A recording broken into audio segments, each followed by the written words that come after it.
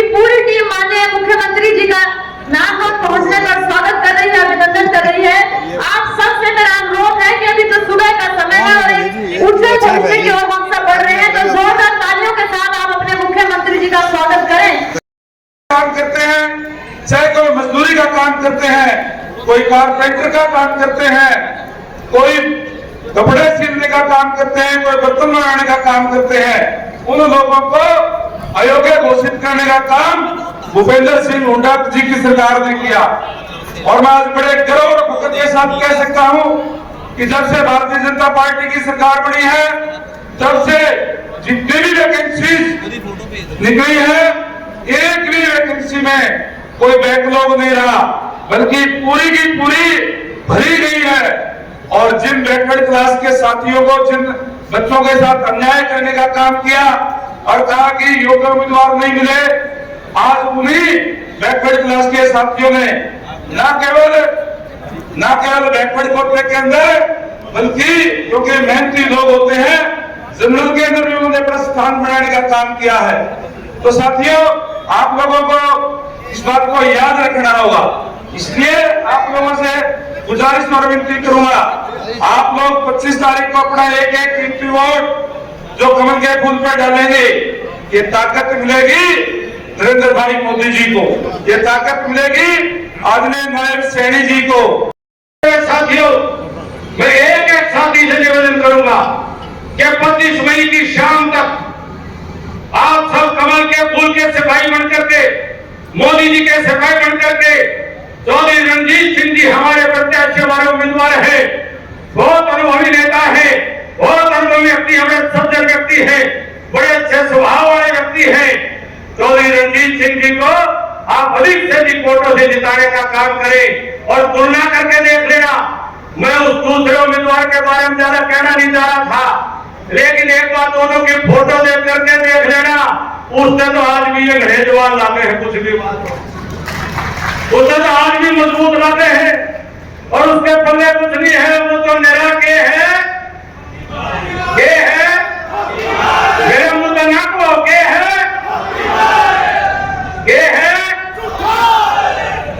और जयप्रकाश का जेपी का के क्या करें,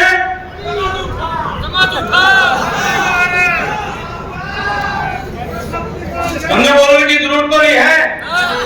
और फिर बकाई माओगे, अब फिर वो सुए ना होगा, फिर सुए के चक्कर में पड़ोगे। 25 मई तक अपने आप को जगा कर रख लेना, 25 मई तक खुली आंखों से अपनी लड़ाई को लड़ लेना। 4 जून को परिणाम आएगा, ये वापिस ओढ़े गांव का गढ़ आया है, गढ़ आया है। वही हर लोकसभा के गांवों की लिस्ट देखो ना, बाबा नाम तो कोई सा काम का हो तो मैं देख लिया, मकान हो गए कई साल से। रमेश जी, मेरा कौन सा काम का है, बहुत सच्चे आदमी और बहुत धोखा देनी आदमी नहीं है, साथ देनी आदमी और गरीब के हमदर्द आदमी, सामाजिक आदमी, इनके मन में पेट पाप नहीं है। आप सभी आप इनको साथ दो, इनकी मदद करो। और मैं आपके बीच में कह रहा हूं, अगर आप इस बात का समर्थन करते हो तो हम कहते हैं भाई एड़ी चोटी का जोर लगाकर आपका साथ देंगे, आप जितना डालोगे हम सवाया करके आपको देने का वापिस काम करेंगे। नायब सिंह, एक बार जोर से दोनों हाथ उठा करके नायब सिंह जी का समर्थन करें। आप सभी का बहुत बहुत धन्यवाद, बहुत बहुत धन्यवाद। जय हिंद, जय भारत। हमारे बहुत लोकप्रिय विधायक काशी से श्री विनोद प्याला जी, हाईली डेकोरेटेड टैलेंटेड, हमारे आर्मी में जनरल, सब पॉलिटिकल आदमियों से भी मैंने ऊंचा कहूँ तो कोई गुस्ताखी नहीं, जनरल टीपी वक्सा, श्री सुरेंद्र पुनिया जी, बहन डॉक्टर आशा खेदड़, श्री अमरपाल राणा जी हमारे प्रभारी, श्री जवाहर सैनी जी, श्री रवि सैनी जी, श्री धर्मवीर रतेरिया जी, ईश्वर बालवाल जी, सोनू सिहार जी, श्री नरेश जांगड़ा, श्री अजय सिंधु जी, सतपाल शर्मा जी, श्री जयवीर माजरा जी, अशोक सैनी जी और श्री आशीष जोशी जी, महावीर शर्मा जी, प्रेम शर्मा जी और सामने बैठे नानो दल के की उपस्थित आदरणीय बुजुर्ग नौजवान दोस्त, हमारी माताएं बहनें का बच्चे, आज नानो मंत्री का जिम्मा जिन्होंने संभाला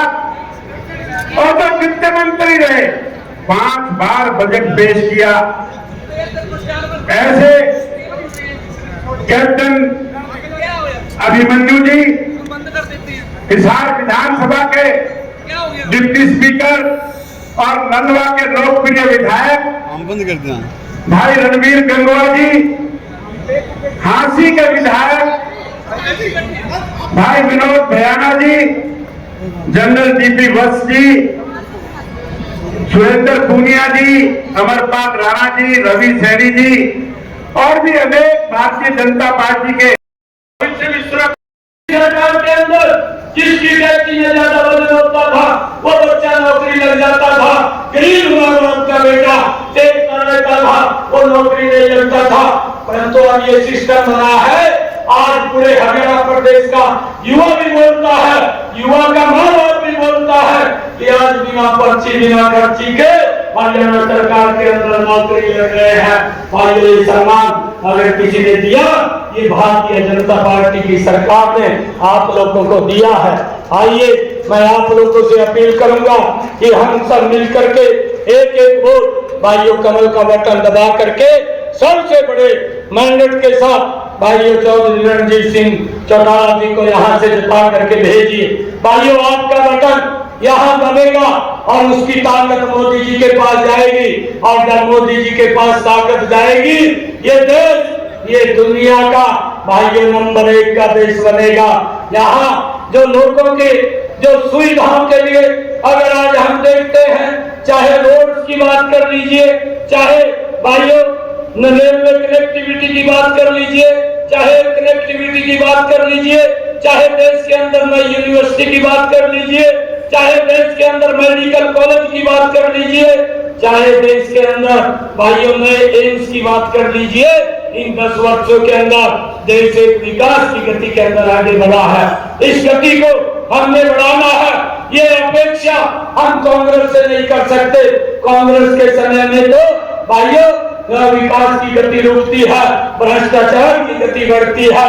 मोदी जी के शासन के अंदर विकास की गति बढ़ती है, भ्रष्टाचारियों के ऊपर नकेल कसी जाती है और फिर इकट्ठे हो जाते हैं। कोई तिहाड़ जेल के अंदर जाता है, किसी को एफआईआर होती है और कोई जेल से बाहर आता है, कोई जेल में जाने वाला होता है। भाइयों ये गवर्निया गठबंधन के लोगों का सारा सिनेरियो है, आप लोगों के सामने है। परंतु निर्णय हम सबका है। मेरा आप लोगों से यही आग्रह है, एक एक वोट कमल के बटन का दबना भी है और दबवाना भी है। ये भयानक गर्मी का मौसम है, 25 मई को गर्मी का पीक का मौसम है।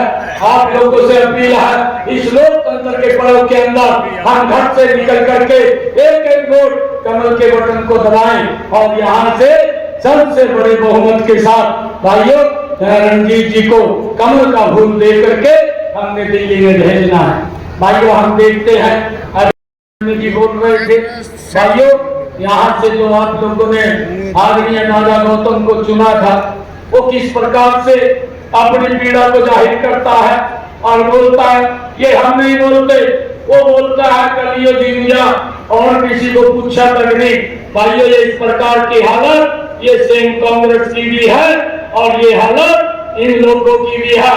परंतु भारतीय जनता पार्टी के अंदर समान रूप से भाइयों सबकी चिंता की जाती है, किसी की भी भाइयों अनदेखी नहीं होती। और मैं आप लोगों को एक विश्वास जरूर दिलाता हूँ कि जो भी काम आप लोगों के होंगे 4 तारीख के बाद उन सब कामों को करने का जिम्मा अब हमारा है।